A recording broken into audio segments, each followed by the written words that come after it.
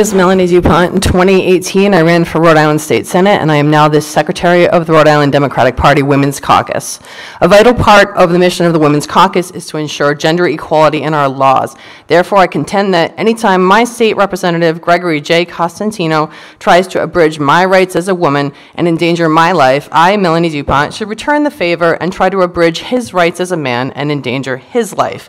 Therefore, I propose the following amendments to House Bill 5114, formerly known as the Rhode Island Unborn Child Protection from Dismemberment Abortion Act, which I will hereafter refer to as the Testicular Fairness Act.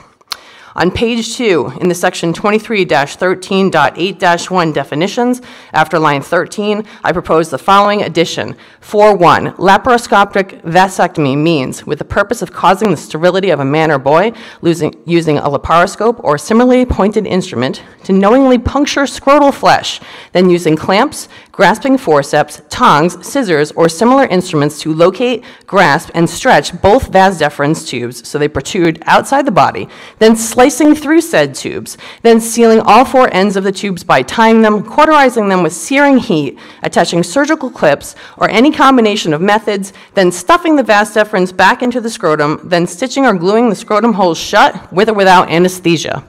On page 2, after section 23-13.8.2, prohibition of dismemberment abortions, after line 32, I propose the following section be inserted: prohibition of laparoscopic vasectomies. No person shall perform or attempt to perform a laparoscopic vasectomy on any person. I'll skip ahead. I'll leave you the rest of the proposed amendments to make this bill more gender equal.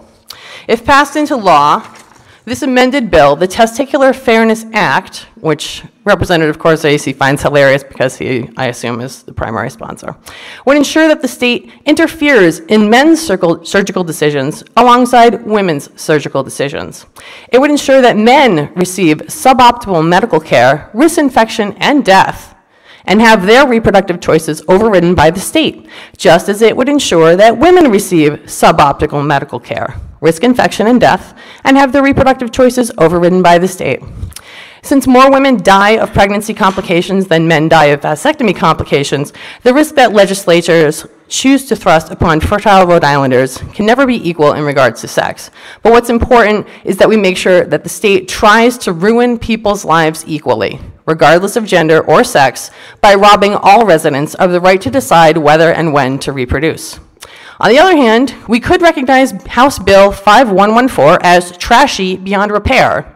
How about we just send it to the trash heap of history where it belongs, along with the incumbency of all 5 representatives who co-sponsored it?